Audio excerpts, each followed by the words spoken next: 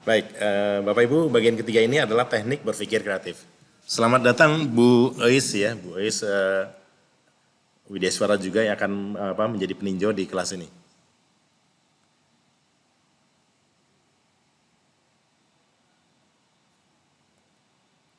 Ya, Bapak Ibu, ada banyak sekali teknik berpikir kreatif yang bisa kita temukan ya dari berbagai referensi.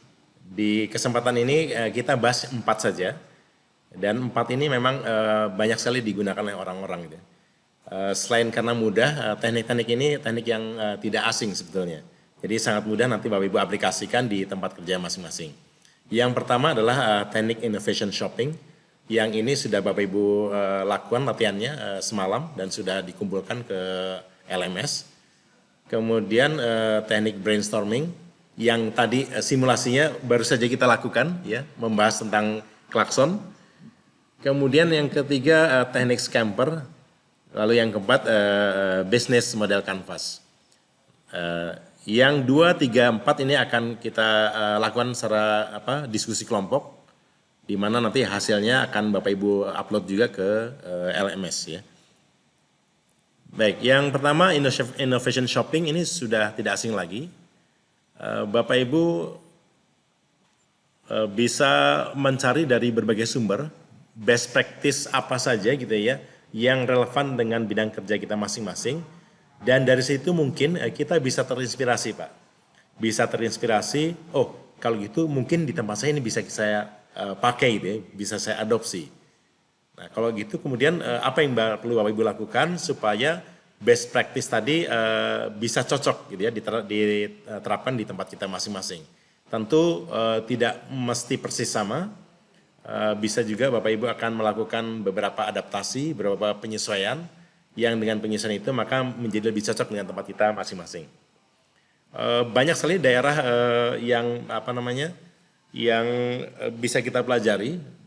Untuk bisa lebih cepat mendapatkan referensi, Bapak Ibu bisa lihat di layar ini ada sumber-sumber yang bisa dengan cepat kita dapatkan, yaitu diantaranya Top 99 Inovasi Pelayanan yang dirilis oleh Kementerian Kemenpan ya, Kementerian Penertiban Aparatur Negara dan Reformasi Birokrasi.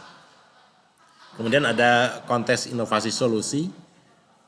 Ini saya nggak tahu nih katanya UKP 4-nya apa ya. Kemudian ada Directory Inovasi dari LAN. Kemudian proyek-proyek perubahan dari para peserta dari alumni di Klatpim 1-4 yang tersebar di seluruh Indonesia. Yang sekarang namanya bukan lagi di Klatpim tapi PKN, PKA dan PKP gitu ya. PKN itu untuk PIM 1, PIM 2, PKA buat administrator dan PKP untuk Bapak Ibu semua di jabatan pengawas.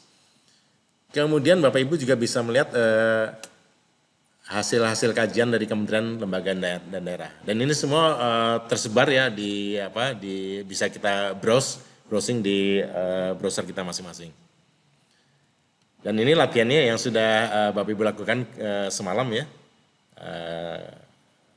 Dan ini dari latihan ini sebetulnya ada 3 kondisi yang saya harapkan. Yang pertama, meskipun Bapak Ibu letih ya, mungkin urusan domestik di rumahnya masing-masing ya, ngurusin suami, ngurusin istri, ngurusin anak-anak, sehingga mungkin Bapak Ibu tidak terlampau bisa maksimal di dalam pelaksanaan tugasnya.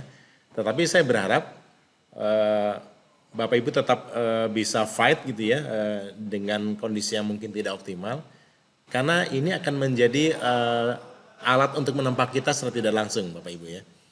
Ketika Bapak Ibu terus dihujani dengan tugas-tugas, itu sebetulnya Bapak Ibu secara tidak langsung sedang menempa diri sendiri. Ya. Maka Bapak Ibu jangan mengasihani diri sendiri ya. Bapak Ibu jangan berhenti sebelum lelah. Bapak Ibu upayakan semaksimal mungkin ya untuk mendapatkan hasil yang terbaik.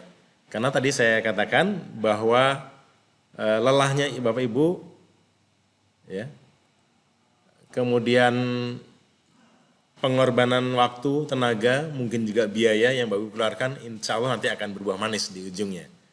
Saya berharap ada 3 kondisi dari penugasan ini.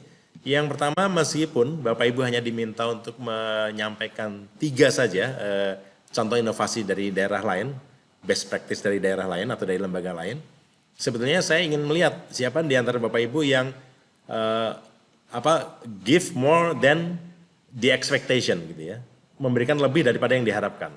Misalnya Bapak Ibu kasih 4 atau 5 untuk menunjukkan bahwa Bapak Ibu memang punya effort gitu ya, yang ingin Bapak Ibu tunjukkan dalam latihan ini. Kemudian yang menarik nanti, saya akan melihat apa yang Bapak Ibu ulas di kolom yang ini nih, apa yang menarik ya. Sehingga ulasan-ulasan ini yang Bapak Ibu buat, itu akan menunjukkan bahwa Bapak Ibu itu membaca, ya, mau nggak mau membaca. Bapak Ibu, saya ingin ajak Bapak Ibu untuk meningkatkan level literasi kita, bahwa kebanyakan persoalan aparatur kita saat ini adalah aparatur yang kurang membaca, Pak. Iya, makasih. Aparatur yang kurang menulis. Sehingga tidak heran kalau kemudian wawasan kita, kreativitas kita, inovasi kita itu belum pesat perkembangan inovasi kreativitas di negara-negara lain. Karena apa? Karena persoalan kita adalah salah satunya literasi kita masih sangat rendah, Pak. Literasi adalah kemampuan yang berkaitan dengan membaca dan menulis. Akan sangat berbeda Bapak Ibu ketika Bapak Ibu banyak membaca, banyak menulis, itu akan punya cara berpikir yang sangat berbeda dengan para ASN, ya, para aparatur yang tidak membaca dan tidak menulis. Itu akan sangat berbeda.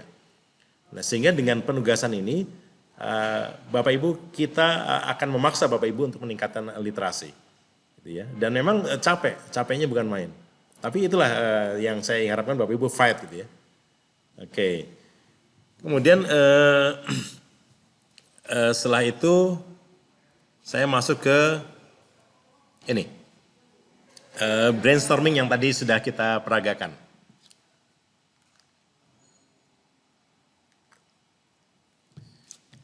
Ketika Bapak Ibu melakukan brainstorming atau curah pendapat, sebetulnya setiap dari kita pasti sudah pernah melakukan ini.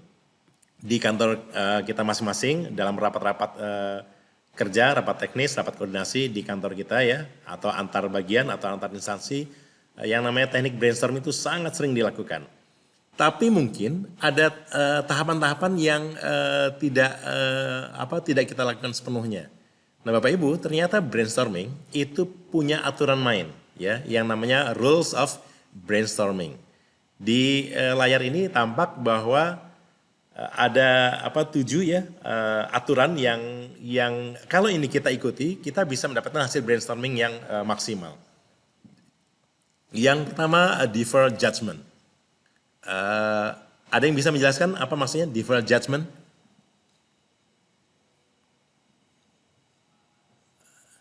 Coba, mungkin di antara Bapak Ibu ada yang bisa memberikan pendapatnya. Aturan pertama adalah defer judgment ya. Apa itu maksudnya defer judgment? Ini paling penting nih ya, aturannya nomor 1 nih. Yang mungkin nggak pernah kita ngeh gitu ya selama ini.